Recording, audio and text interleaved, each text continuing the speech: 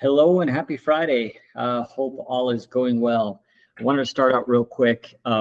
This is the second time I'm trying this because my last one just failed. So anyway, hopefully this one's better. This is something that's pretty critical as Mike and I discuss, our businesses and our organizations, and with all of our other leaders. One thing that's critically important is that we grow people even more than we grow businesses. That's important to us. This is one way we do it. This takes a lot of time, but I love doing it, and I love hoping that it helps even one person. If it does, it's totally worth the time. These are not perfect. These are not fantastic, but I hope you know this comes from our hearts and we care a lot about our people. So this one's going to be pretty sensitive. I'm going to self-reflect quite a bit in this one, and maybe you will too. And I think that's a good thing for all of us. So let's dive right in. This one's called Already Perfect. And the first one is I listened to a podcast from Jocko Willink this week, who many of you know. He's a Navy SEAL, wrote the book, Extreme Ownership. And so phenomenal leader, has had a lot of training in leadership, and he highlights that leadership is not an inherent trait. It is a trait we all have to learn. And I completely agree with that. Whether you're a parent, there's no book on how to be a parent. Whether you're leading a team or an organization for the first time, or whether you're leading a group in your community or coaching a team or other things, you have to learn how to be a leader. So he talked about an amazing situation where they were in the middle of some training exercises of urban warfare. So they were in a building, his team was there, his squadron leader was calling out information and calling out orders over the comm, and it was too loud, too crazy, too much smoke, too many lights. He could tell his guys weren't getting the message. They weren't reacting. They weren't doing what they needed to do, which was exit the building. And so Jocko leaned down to his leader and said, "Hey, you need to use your voice." And so Leaf, his leader, stood up, yelled, "Everybody out of the building!" All of a sudden, everybody got the message. They knew how to exit a building efficiently, safely, effectively, and they did so. Within a minute, everybody was out of the building, safe, and can go home the next day and do it again. Fast forward, I don't know how long it was. Fast forward to another opportunity. Leaf was now the one doing the training. Very similar situation came up. The new leader was down there with his team, trying to get them to understand and that it was time to exit the building. He was calling it out on his comms. No one could hear. It was too chaotic, too crazy. Leaf leaned down to the new leader and said, "Hey, use your voice." He looked up and he said, "Sorry, that's not my style." Pretty stark contrast between the two. Another way to maybe say not my style, these are some other terms you may have heard nowadays, and I want to be careful, so please take this for what it is. But other ways to say it may just be, "I'm just being me," right? Same kind of feeling. I'm being authentic. This is who I am, which may very well be true. And we'll talk about that a little bit. And little kids may say it the same way and say, "You're not the boss of me," right? All of these things may be true. And that leader who said, "That's not my style," that's probably true. He was probably a pretty quiet guy. He didn't like to yell and raise his voice. But what he was also saying was his style was more important than growth and more important than leading. And also meaning his ego was more important. So here's some harsher ways to say the exact same thing that no one would actually say, but it's the exact same thing if you think about it. He might have said, "My ego is more important than the team." I guarantee that leader would have never said that, but it's effectively the exact same thing that he did say.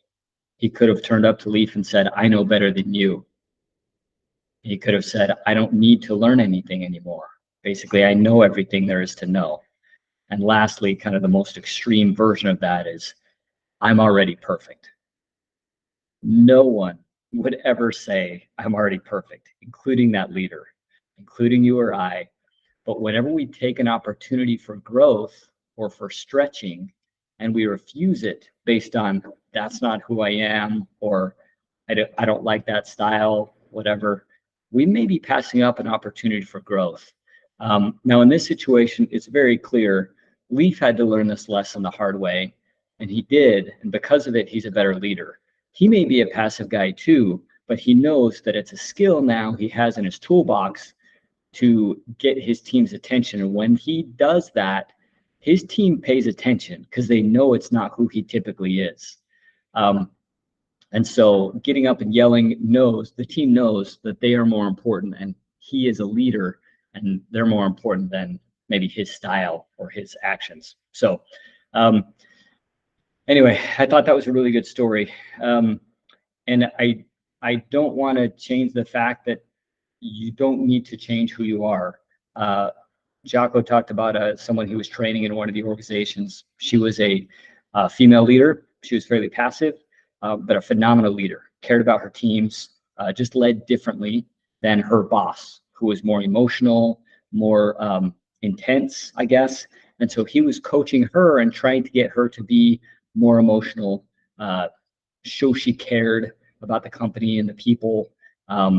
And his style was just different than hers. Does it mean his is right and hers is wrong? No. But this individual was coming to Jocko for coaching, and he said, look, you don't need to change who you are, but you might need to grow who you are. And so there may be situations where you do need to raise your voice, be a little bit more assertive, not in a bad way, but you might need to learn some of those skills because you might need those at some point and in your leadership. And maybe your people will benefit from some of those things. And as you learn how to use that tool, you will learn when it works and when it doesn't, and how it fits you and how it doesn't. But telling your leader, sorry, that's not me, is basically saying, I'm already perfect. And I thought that was a really good way to put it. So now a moment of self-reflection. I got called out. I was in college. I think I was about a sophomore, maybe a junior in college, and I was in the accounting program and finance program. But I was studying with some upperclassmen, and they were kind of the smartest guys in the class. And so I was trying to learn from the best and be with the best.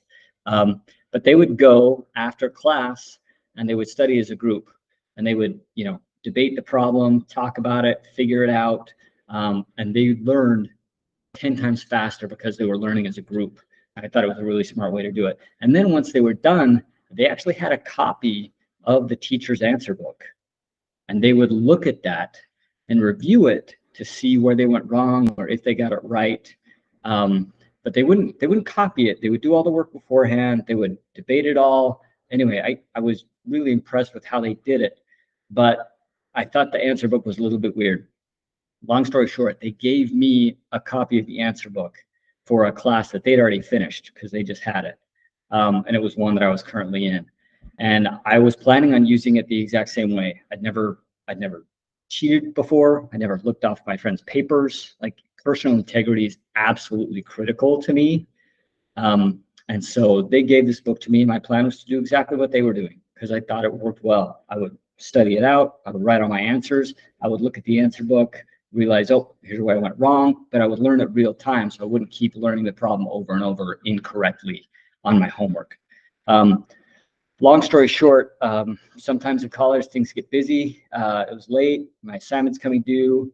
There was one time, probably a couple times to be honest, that I went through and I copied the teacher's answer book almost word for word.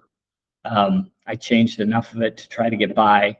And I had a professor who was well renowned in not only the university, but in the accounting profession as a whole.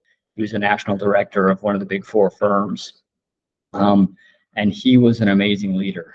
And he called me in one day after I turned in one of these assignments. And he called me in and said, Greg, how are these answers so close to the answer book? And he called me out on it. And it was extremely uncomfortable. I had never had my integrity challenged to that point. And it was really good for me. And I could have been mad at him. I could have, done other things. But I'm so glad that he called me out because it set me on that path that I never, ever want to have my integrity questioned again. So I'm really glad he did that. I hope that I took that opportunity for growth and learned, and I'm a better person because of it. And I think that was his point. And I'm ashamed, honestly, at what I did, but I took it for an opportunity for growth. I hope we will do that as leaders as well.